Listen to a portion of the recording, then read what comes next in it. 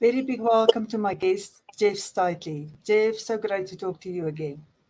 Thank you. So great to be here, Louise. Thanks for having me. Right, so I have got your amazing words ready so that we can um, look at what you've written. And so let's go. Let's look at this. Okay. Right, so um,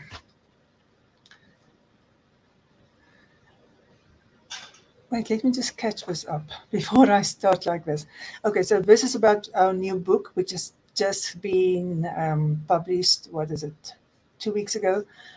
Yeah. Can't quite remember because I've been sick for 2 weeks, so my days sort of blended into each other.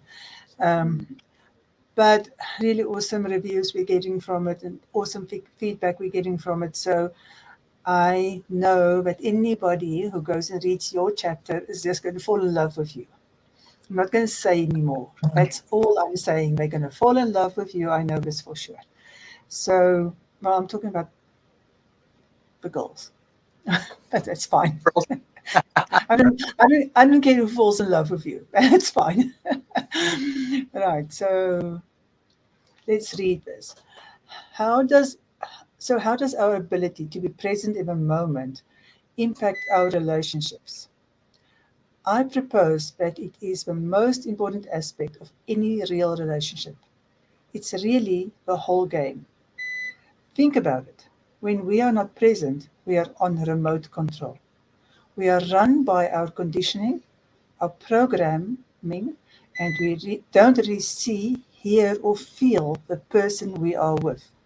So let me, I'm going to just switch off. Just switch off a beep, which is my emergency electricity supply, because we are Oh, now I without electricity here. thought you were baking some muffins and they're ready in the oven. No, no, unfortunately not. Yeah. So just want to check. Um, can you hear me fine? I can hear you fine. Okay, perfect. We still have Wi-Fi.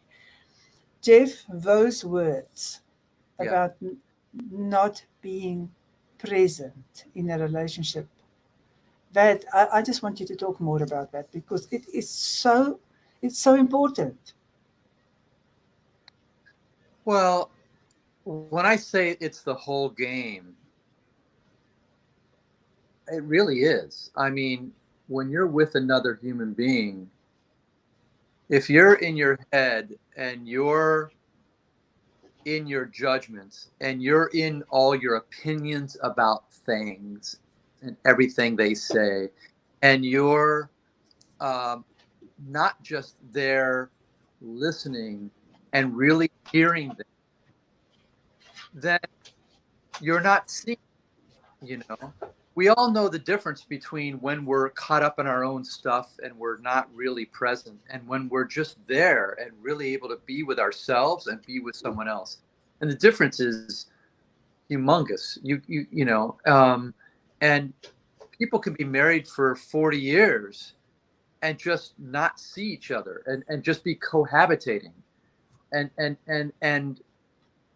and they'll even say they know each other, and they know each other from the decisions they've made about who that person is, as opposed to being with them and really hearing them and seeing them and watching them freshly and Mm. discovering. Like we so quickly lose our, as human beings, our mind is committed to defining everything. That's what our mind does. It wants to define things. It wants to measure. It wants to calculate. It wants to plan. It wants to know. It's dedicated to knowing. And when you know the other person, then you don't see them. Know in quotes, like, oh yeah, they're this way, and you know, you can define them. So because we're always changing and growing, and when we put someone in a box like that, then we don't allow them to grow and see them. And so somebody can be shifting and growing in a relationship with you, whether it be a friend or a lover or whoever, a partner, and we won't even see. because we can only see our beliefs through our beliefs. Our beliefs are so strong.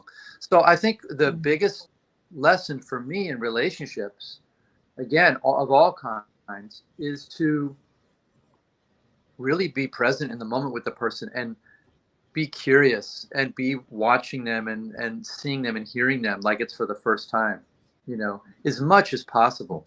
Then there's an aliveness and a spark and a creativity and a in the momentness that is amazing, absolutely amazing. And same thing, like at the end of my chapter, I wrote about sex, and it's the same thing. Sex never gets old. It never gets old because it's always new. It's never the same. Maybe in the big picture, actions may look the same, but in that moment, it is not the same. But if each person is present, it's fresh, So, Jeff, I want to continue talking about this. I just want to make sure that people can hear us because there's a bit of a lag in between. I think it's my internet is probably not wonderful. So as long as people can hear you, if somebody can just comment for me so that I can make sure that somebody is that everybody can hear us. I'll really appreciate it, please. Okay, Jeff, so let's talk a little bit more about this. So I want to come back to the sex talk for absolutely sure and being present. And I love what you've been saying.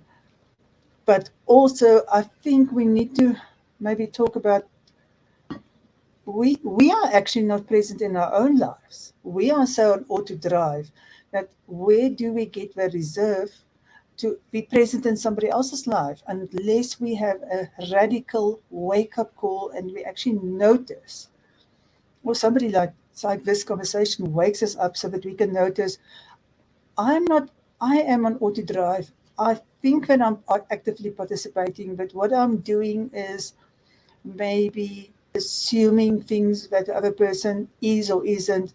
Maybe I have got ideas in my head about what I want the other person to be, and maybe I'm actually so wrapped up in the daily living, the have tos, the all of those things that I don't um, notice that there are two human beings involved here who can grow together.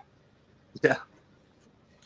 Yeah. I mean, daily life is challenging and we can get very caught up. Our nervous system can get activated and heightened. And when our nervous system is activated like that, and we are into some kind of like survival mode, it's very difficult to be present in those moments. You've got to, I mean, it's up to each of us to develop the skills and to figure out what works for us because it's different for everybody. But how do I regulate my nervous system to calm it back down so I can slow down my heart rate, slow down my breathing, slow down my thinking, and start to allow the thinking to just go, like come and go, like the clouds, clouds come and go in the sky.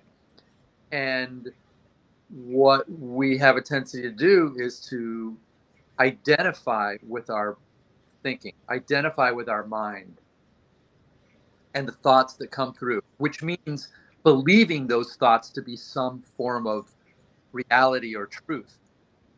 Whereas they can be just random craziness. It can be anything, Our thoughts are fairly meaningless most of the time. um, Mm. Especially when it comes to relationships. Because really what's happening in a relationship is in that space, quiet space, when we're just observing and watching and being with. And when words come, they come without pre-planning them or prefabricating them. It's like a flow. It's like a natural flow that's really easy. But you're right. Life can be really tough, man. And we can get into all kinds of hyped up spaces where you're right. We don't even notice with another person. We're so in our own world. So we all have to figure that out, and work on that. And there's all there. This is an amazing age with YouTube and books, and you can get help on how to get centered and how to get grounded and how to, you know, get back to yourself and slow the mind down. There's a million ways to do it. They're all, you got to go on YouTube and look up, you know, quiet the mind or whatever phrase you come up with, and you'll see all kinds of options. The discipline is to do those things and to, Mm. you know, and develop tools and skills that work for you. I'm repeating Yeah. myself now. No, I don't think one can repeat this often enough, because I don't think people understand this concept until we've actually managed to get to a roadblock that wakes us up to the fact that we are on autopilot. That's unfortunate. And if we look at the amount of relationships out there that are in trouble, and we ask ourselves, where do we learn about relationships? And we learn from our parents. So if we're lucky enough to come from an example of a really good relationship, or if somebody's taken time to really talk to us about what good relationships are. But I mean, those are never going to be as good as having that example of respectful people who love each other and show love, and um, who are self-respecting human beings. So where Muffin is not sitting today. So where are we getting those examples from? Because if you think about it, boy meets girl, and our biggest concern is just, do they like me enough so they won't leave me? And how big is that idea? Do they like me enough so that they won't leave me? And that's our overriding thought. And that's our overriding pattern we fall into. I need to be liked enough so I don't get left. And and then we don't have those other skills of even of being present, because all we worry about is, don't leave me. I don't want to be left. Love me enough so you don't leave me. So we just don't have any skills or any intentions, I think, past that for most of us. So it's again coming back to,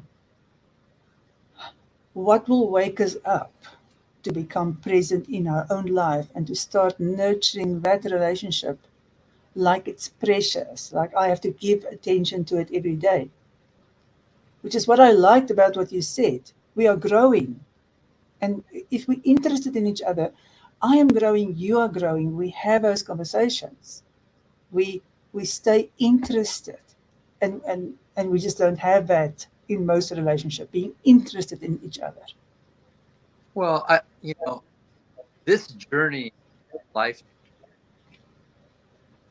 we were given free will, and we're not going to get into a conversation with, but we've been given choices as we live this life to just go through the motions and do the best we can without really working on ourselves, or to really commit to evolving, growing, and realizing that this is not satisfying. Like at some point, when you're in a relationship and you're coming from what you just said, whereas do they like me enough? Where all the power is out there, where you're giving your partner all, and all you're in is survival, and your abandonment issues are so strong from whatever happened in your childhood, you not being seen by your mom or dad, and not feeling loved and all that. So you're trying to get that your whole adult life. At some point, there's got to be something that happens where you realize this is unsatisfying. This is not Mm, enough. Got to be more to life than this, mm, you know. And I think you're right. For a lot of us, it takes some kind of a wake up call, which is typically a major slap in the face. Someone you love dearly dies. You get into a car accident. Um, a relationship that you counted on being for the rest of your life blows up and ends. mm, You have some kind of physical ailment, you know, a battle with something, and mm, you survive it, but it forever changes you in terms of your realization that my time is limited here in this body. And what am I going to do with it? Am I going to continue to sleepwalk through this life, or am I going to wake up and start really going for the juices in life, which typically means going through a fair amount of and self-reflection and feedback that of seeing parts of yourself that aren't so pleasant is a part of that process typically. And have the courage to face ourselves. Do we have the courage to tell the truth about certain limitations due to our thinking and I mean, a lot of it is becoming conscious of our mind and conscious of the conditioning that we've had through our parents, through society, through religion, through the education system. All of it has made imprints on us and has influenced the way we live and the way we think and how we move through the world unconsciously. So can we bring that to our consciousness, become aware of it, and go, oh, wow. Like for me, for the last few years, I've been watching every time the word should or could or have got to like come up. So, oh, I should do this. Wait a second. Should this? Who says? Who says should? Oh, that was my mom's rule. Like, or where did that, I don't know where it came from, but is that what I right now? That? No, not. So that's the condition that we are so unconscious to. So to become aware of those things. Now I'm to the point where I watch my mind a lot of the time. I'm aware I can see the thoughts. Like the thoughts are, where's my there it is. My thoughts are coming and I'm observing them from back here. And I just laugh at them because my mind, and I'm speaking for everybody, but I'm just speaking for myself for now. My mind is brilliant. It is so brilliant at keeping me interested, invested in skill. It wants me or something. I don't know if that's really true. It feels like it, you know. So for me to be aware that my mind is mostly a bunch of bullshit, really, most of it, really, it really is, and I can laugh at it and also be amazed at how brilliant it is of taking me off track from just being present, quiet, right here, right now, with you, talking. Yes, exactly.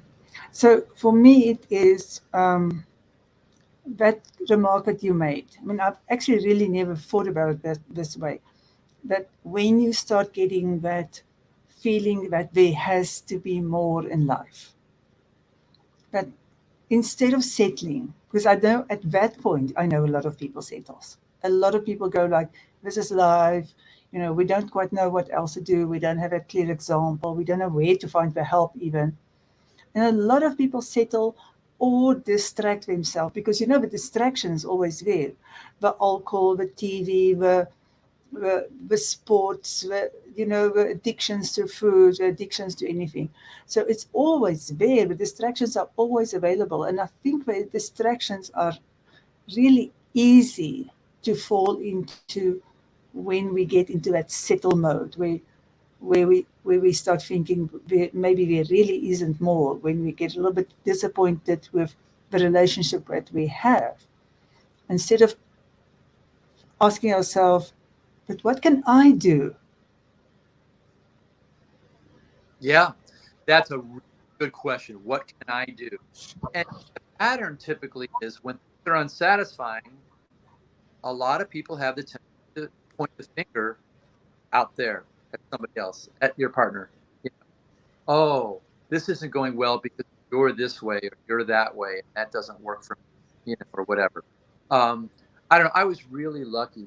I was really fortunate or, blessed, whatever, that when I was a senior in college, I'm a jazz drummer, and I was getting a degree in music performance, and I was like the top guy in college from my sophomore year on, and so I got incredible opportunities to play with all kinds of great musicians. And I did this gig one night. It was on my birthday. Great gig. Then there was a party for me afterwards in our little coach house. And there were like 50 musicians that were all like my closest friends in college, that were all crammed into this little coach house. And we're partying and having a good time. And I distinctly remember feeling totally alone. And like, what is going on? And I went into my bedroom and I locked the door and I just bawled my eyes out, feeling totally alone with 50 people out there celebrating. I think it was like my 20, maybe second birthday, something like that. And I knew something was wrong. This is not right. This is this all that life is. And so I started looking for, what do I do? Like your question, what do I do? Because clearly the world is not going to change for me. I'm going to have to do something to figure out how I could possibly feel alone when I'm in this incredible environment, incredible people, making music, being creative, living my dream, et cetera, et cetera. So I ended up doing the S train, a Werner Erhard things back in, this is in like 1984. And that woke me up. That was taking like a sledgehammer up against my head, and realized that I'd been sleepwalking through life, and then I just kept looking and kept exploring, kept experimenting, looking for ways to put myself in situations where people, groups of people, whatever, would take me up. I was just always curious and hungry for that. So, and I can thank my mom for that, because as many problems as I have with my mom, and as many things I can say about, what in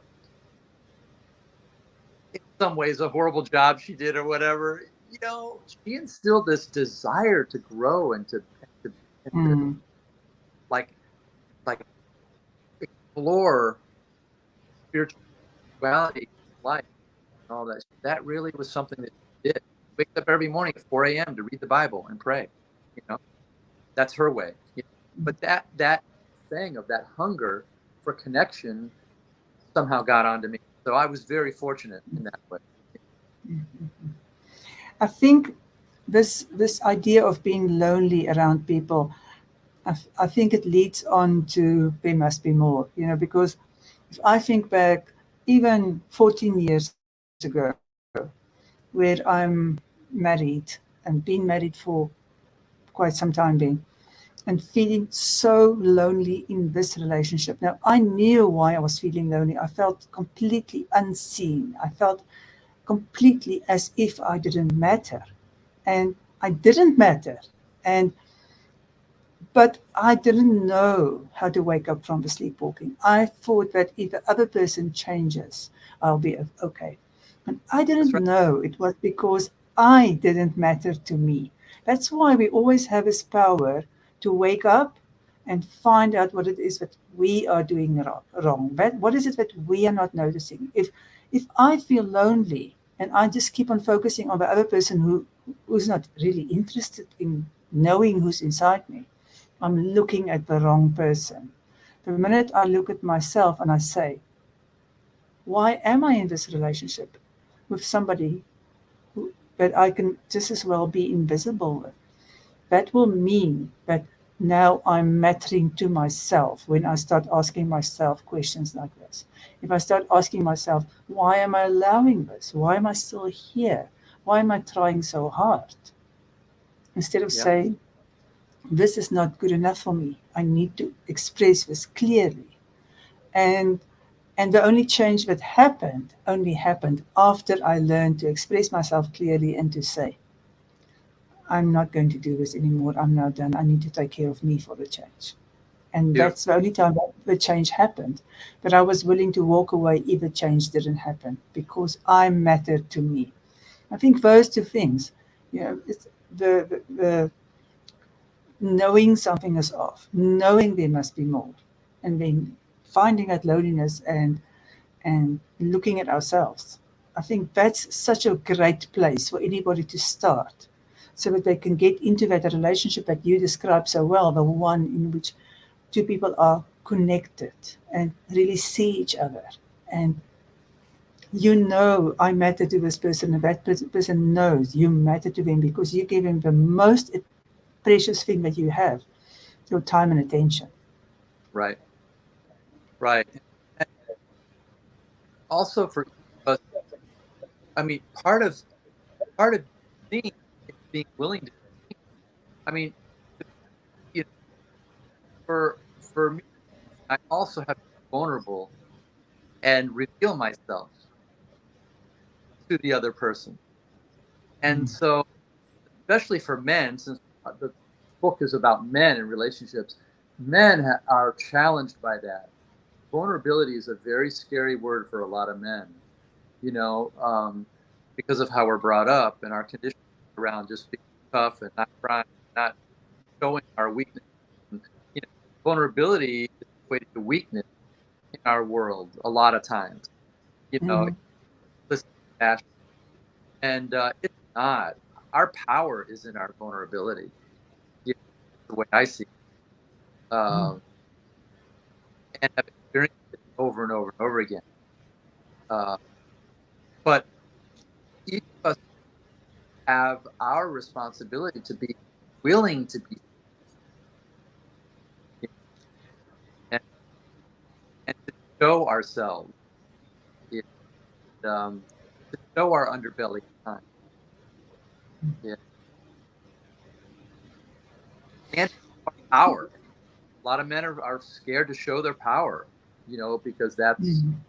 that's also taboo. You know? Well, And women are also scared of vulnerability, women are scared of vulnerability of but their own. I Men's know it's vulnerability. worse for men. What's it again? I know it's worse for men, and so I really want you to talk more about how the how of getting more vulnerable. You know, we need to talk men through this, I think. Well, yeah. I mean, it totally makes sense that it's men don't have the market on fear of vulnerability for sure. Vulnerability is exposing yourself to potentially being hurt, right?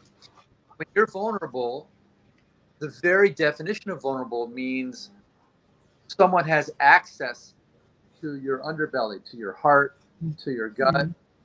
Someone now sees a part of you that is that needs to be held and needs to be held in a sacred space and honor it. And sometimes other people can't handle that Mm. charge. And so they'll consciously or not say something that can hurt somebody who's been vulnerable. And we've all experienced that, you know. And so it is scary to be vulnerable.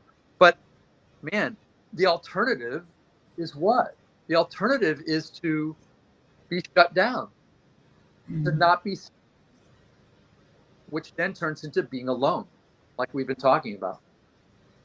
Yeah. So I don't know. I mean, life's hard. Yeah, You know, yeah, you you're can right.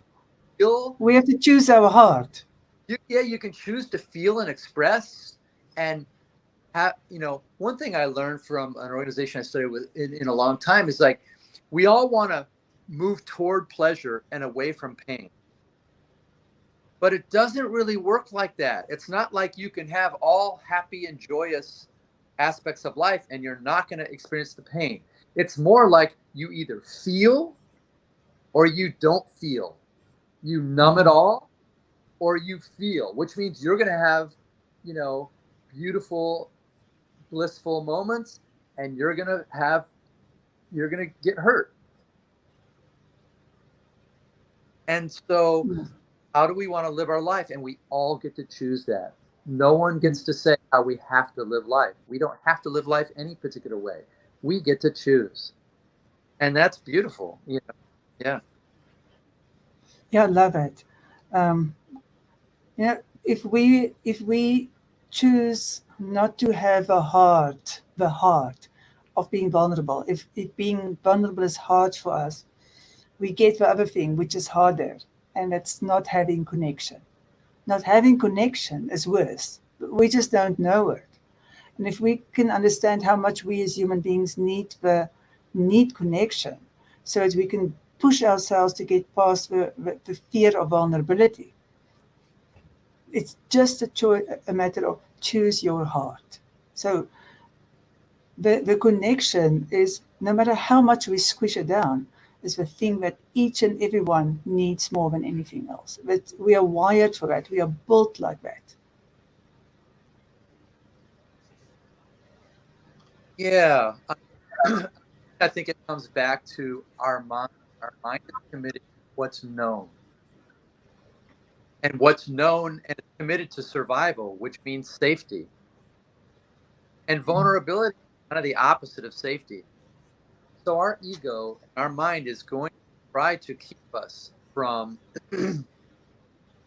being real vulnerable, you know. So we have to choose on top of that messaging that we hear and the fear that comes up in our chemicals nervous system, you know, and how all that works.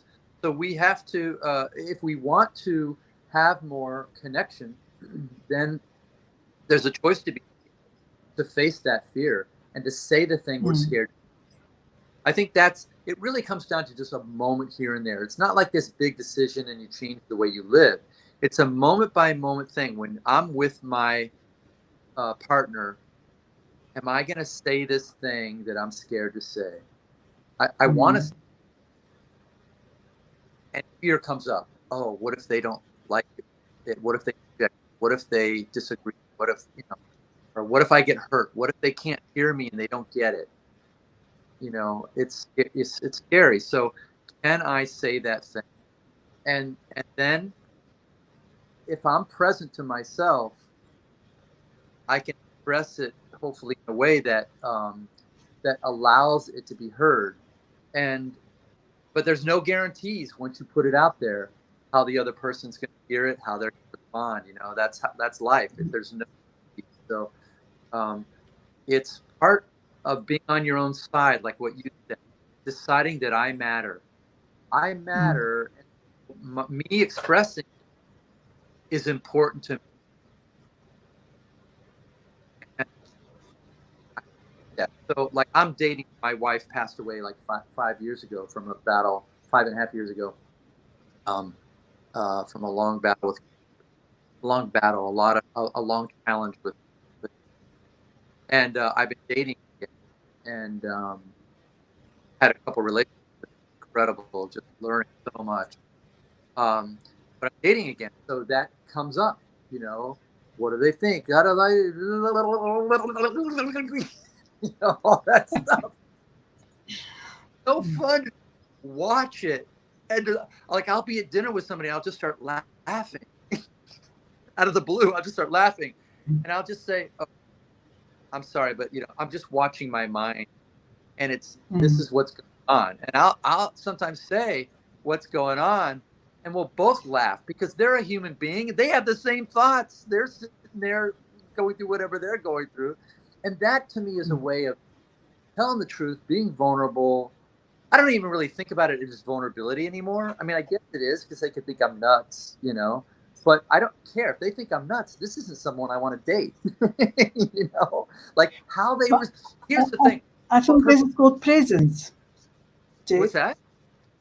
I think it's called presence. Presence in your own life, when you can watch your thoughts and laugh at yourself, or Totally. decide I want to go this direction.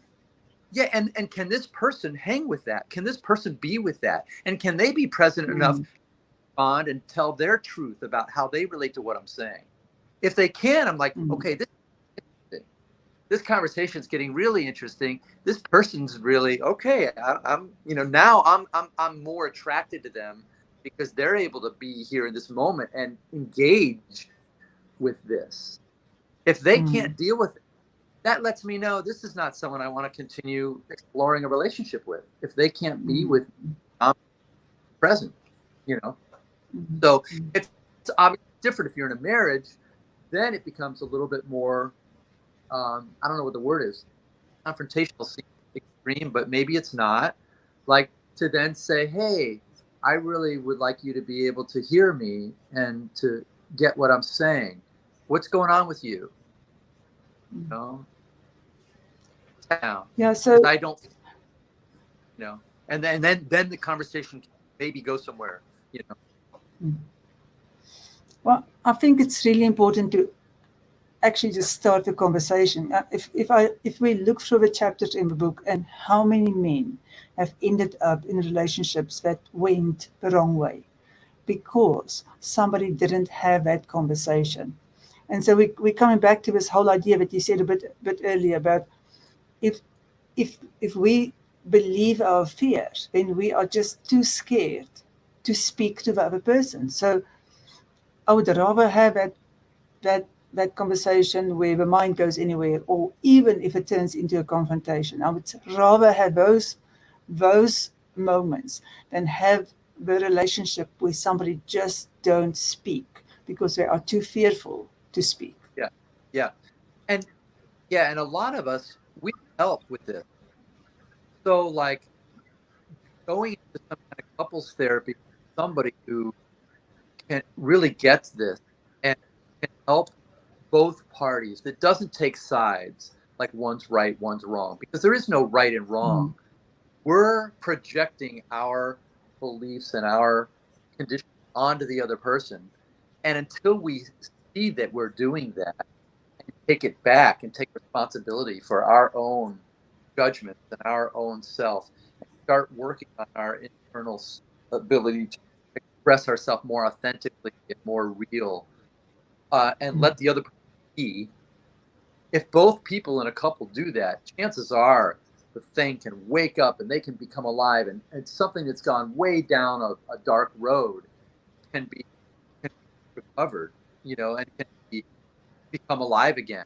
You can Mm. start watering, and flowers start coming up, Mm. when that happens. But a lot of times we'll need help to do that because the fears are so great that we're just not able um, to bring ourselves to say these things so hard.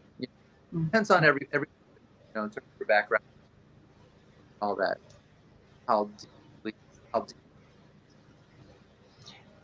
Yeah, Jeff, I do a lot of couples counseling. So one of the reasons I wanted to do the summit we did together and to do this book is because of the couples counseling that I do, and because I get to know the men that participate in this. And it is true what you say. The first thing is that two people have to be willing to do it. If two people are Yeah, involved in it and two people are really dedicated to this relationship has such a big chance of surviving, because all I have to do is make sure that everybody understands the rules of conversation, the rules of communicating. And the biggest thing that I do, because everybody comes to me and say, I've got this problem, and they have the expectation I must fix the other one. And it never works like that. It's always you fix your side, you learn how to speak in a way in which you get hurt. And the other person learn how to speak in a way in which that person get hurt. And then you don't need me anymore. And it's all about being willing to hear the other person and see them for who they really are. And having another person on the other side who is willing to speak and to really get to know you and hear what you are all about. and that That's why that's why I love your chapter so much. that It's comes all back. about that. It comes back to presence again. Yeah, it's presence. Presence. It's really hearing a person and seeing them, and Mm. without all the filters of all the decisions we make about who they are and all their issues, all their problems, and all their hangups and all their things, blah blah blah blah blah blah blah blah blah blah. All that stuff is not real. Mm. Yeah, they do these things. They have these patterns. They have these behaviors. But the main problem with those are our reaction to them, our Mm. beliefs, our judgments about them. And once we can let go of that and focus back on ourselves, like you just said, if both people are doing that, there's so much possibility. Mm. Yeah. Yeah. I recently had one partner in a couples session who was willing to give 1 hour a month, once a month on a Saturday afternoon to couples counseling. That was all he could give to it. Yeah. And we couldn't carry on with it. We couldn't carry on with it. It put the block on carrying on this process right there. There is no ways you can work on a relationship if one party wants it more, and you definitely cannot work on it if your therapist wants it more than the person whose relationship needs work. And so Yeah. that comes back to the most important gift that we have to give to somebody else, which is your time and your attention. You give somebody else your time and attention, and you matter to yourself, and you ask for time and attention, then there's very little to fix. Well, that's where they're coming from. I will do this once, like it's a stop sign, like the resistance. Then that sounds like it was your situation. Someone else could say, "I'll do therapy once a month," but they're open in everyday life and they're curious and they're really wanting to learn and wanting to discover themselves. And that once a month is all they need to daily basis with their Yes. partner, weekly their partner, to be making progress, to be moving forward and to be getting more and all. I mean, it could be ideal seeing the therapist once a month. It depends on where Mm. they're coming from. But it Yeah. sounded like your guy was like it was a brick wall that he put up. You know? Yeah. And so that's not Fortunately. yeah. Yeah. Yeah. And that I think is also really important, because I think we sort of suggested it, but I think you said it. Two people. It takes two people to be in a relationship. Both people have to be in that relationship, Of course. and both have to be willing to work on it. Yeah. Anytime when one wants to work on it more than the other, you're not going to get anywhere. Anytime Well, when somebody is doing, I'm not sure I agree with that because one person can really want it badly and be all about it, and the other person can be open to it, but just they're also the guy could be so dedicated to his work and other things. They don't have to be equal, but there has to be an openness. There has to be a willingness. There has to be, there could be one person that's leading the way more than the other, but if the other person is there and trusting them and wanting basically what they want, but just not maybe at the same level of commitment or curiosity, it can still work. And that person that's lagging along can get pulled for a while and they may catch fire at any moment. You don't know. hmm, It's like yeah, it's true. It is true. yeah, But if you and I'm not saying it's ever going to be equal, because you sometimes going to have a situation where there's a mother with 3 children, and there's somebody who has to keep the business going. There's a business that has to be kept going. And so we have those things, but the intent, if that the, intent is not coming from both sides, yeah, even if you don't have that time yeah, commitment, if that, that intent is not coming from both sides. to me, that's a given. Yeah. Mm. Yeah. That- So so so Jeff, let's continue the conversation about being present. And I, your chapter is really amazing. I think you've described it so beautifully. I don't want to spoil it for anybody, so I don't want to pre-run that beautiful piece that you wrote in your chapter about meaningful sex. But I do want to. You said something earlier about it's fresh every time, and I think that's important, because a lot of people say it's boring, or it's too the same. Or I want you to talk about that a bit. So when present, what I noticed for myself is that I could spend hours just touching the person that I'm with, non-sexually, just because as I'm touching their arm, there's a sensation that I'm feeling that's so wonderful. Just touch. And if I'm really present, that is so pleasurable to me.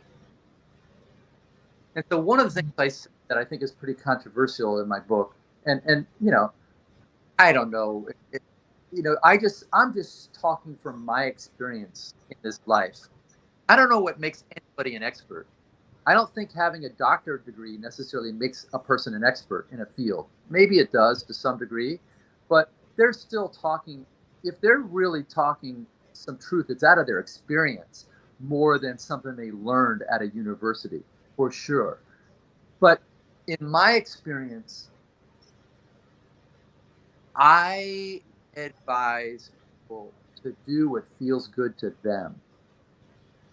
And that sounds like it creates room for narcissism and for, and what I don't mean by that is just do stuff to get your rocks off while you're having sex. Like for a guy to just, but for you to do what feels good, meaning like just on the most simple, basic level, do what feels good, like in terms of touch. Like you don't have to plan what you're going to do to try to get your partner to some state, to orgasm or to whatever.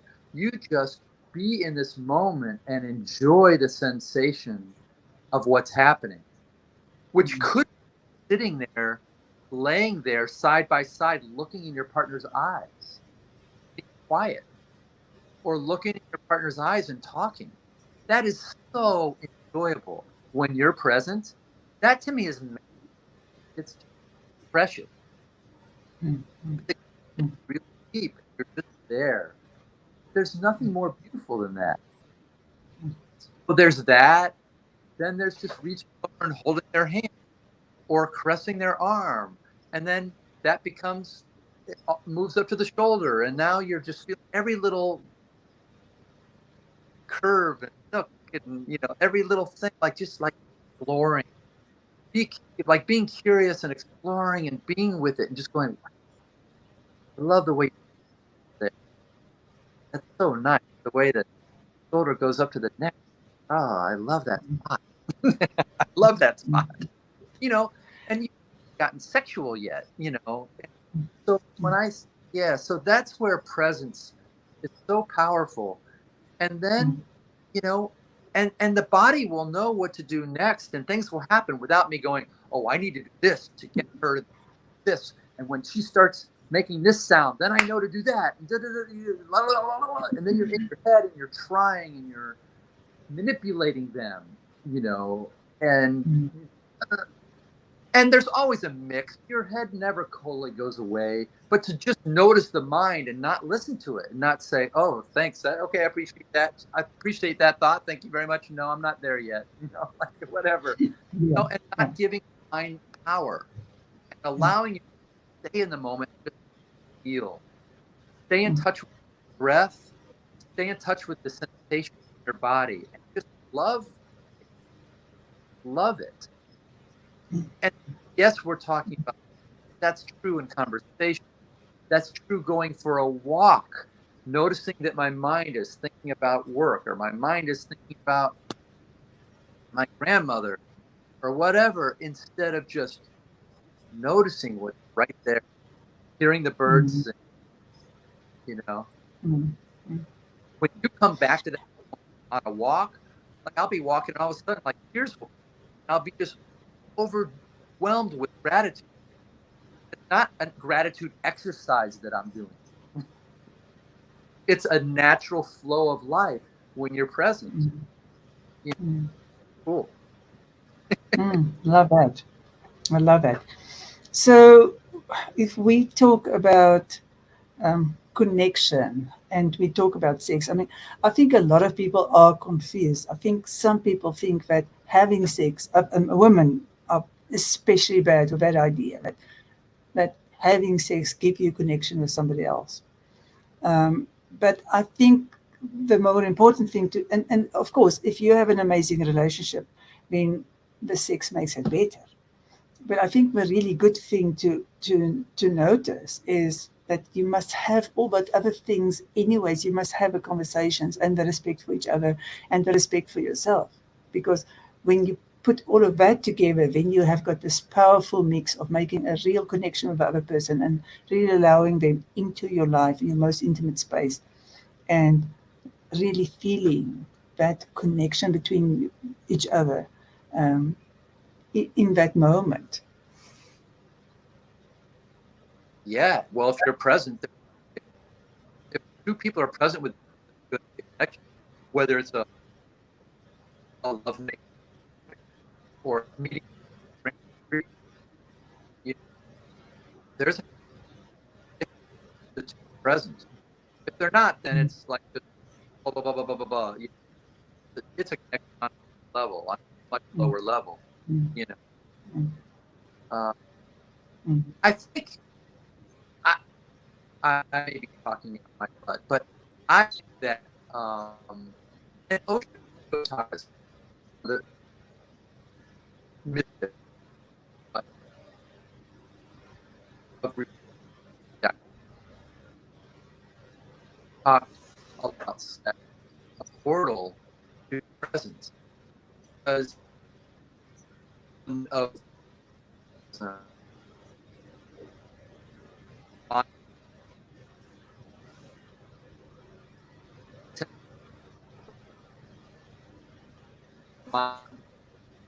there's moment where people come together, do at like a lack of a better word at level, at a creation level, at a present level, a conscious level. They only last, or after, but there's oftentimes quiet after that too, for right. So that moment is partly, I think, why we crave it so much, whether we're conscious of it or not. That happening, but then we go right back into our blah blah blah blah blah blah blah, blah stuff, and but that's why there's a whole um, world of that is just does that as an aspect of our spiritual growth. You just only dabbled in it. I haven't like, but Mm.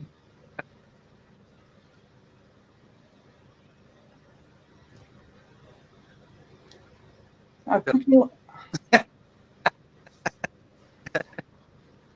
so uh, so Jeff, on my side, the sound is still breaking up a lot. So I quickly just want to say thank you to our audience.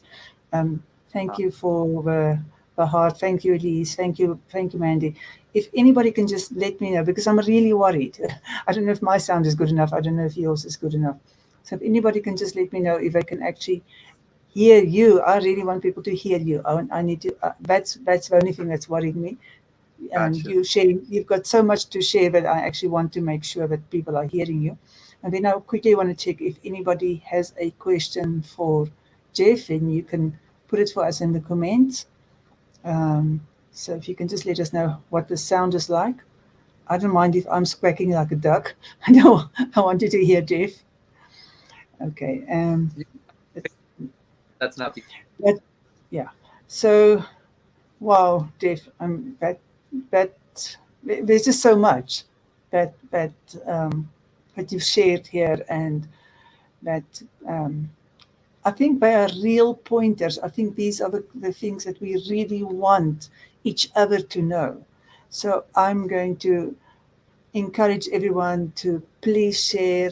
And I know that a lot of people are only watching this on in the replay. Um, So please comment, tag us if you want to ask questions. We'll come back in. And please share this. We know that a lot of people really do need help with their relationships. I still can't get Muffin to sit still. Muffin, sit still. No, sit still. So, Jeff, any parting words?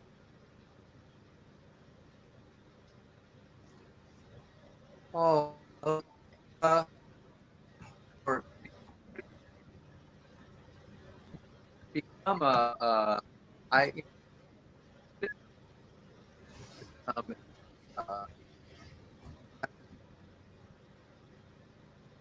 uh, I commit to watching my to becoming aware of the mind being separate from me. So it I don't know if Jeff's going to come back. So I will summarize quickly. Hopefully you can hear me. The most important thing is to be present in your own life. Oh, here's Jeff is back. I You got see? kicked off and I'm back, I think. That's fine. You're back. That's Okay. it. Great. Yeah. So it's just like a realizing I'm not my mind and I'm not this body. And like the question, Mm, the Advaita Vedanta question is great. Like, who am I? I think that's the greatest question we have as human beings. Who am I? mm, Am I mm, just am I this body that has all these thoughts constantly going and it's craziness? Is that who I mm, am? You know, or is there something before that? Is there something mm, that I am that's more stable than that crazy? mm, You know, this body that's always changing and going through ailments and going through this and that. And, you know, obviously, this body is not the body I had when I was a year old. It's not the body I had when I was 15. It's not the body I had 7 years ago. Like, mm, you know, science is showing that our whole body regenerates every 7 years. All the cells are new. So there's not one mm, cell in my body that was from 7 years ago in my body right now. That's fascinating to me. So, is that who I am? You know, and and to start to notice your mind and to watch it as from a distance, from above it, from behind it, however you mm, want to verbalize it, you know, and then to not give it as much power, not give it as much say, mm, and to mm, just keep coming back to like that quietness where I can observe and enjoy and allow stuff to just come up organically, mm, you know, like mm, that appreciation for that, you know, whatever. And then you'll know what to say. I know what to say, you know, mm, mm. what there is to say with a person in a given moment just becomes clear. Kind of like now, like I have no idea what I'm going to say until it comes out of my Mm, mouth.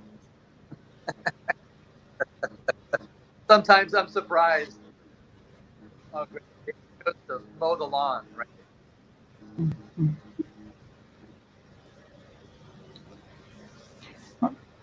Well, I think that's a really good place to stop at. Be really present. Be really present.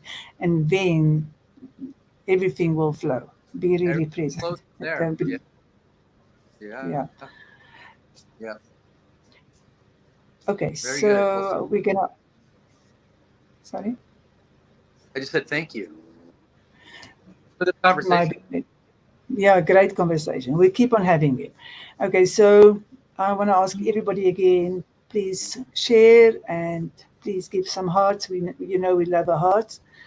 And thank you all for your time. Even if you come in with during the replay, thank you all for your time. And remember to go out and get our book. Our book is awesome. I'm only getting my proof tomorrow, I think. So I haven't had it in my hands. So I'm looking forward to that. And thank you so much, Jeff. As always, just the best thing in the world to talk to you. Love it. And goodbye to everyone. Till Thanks, next week. everybody.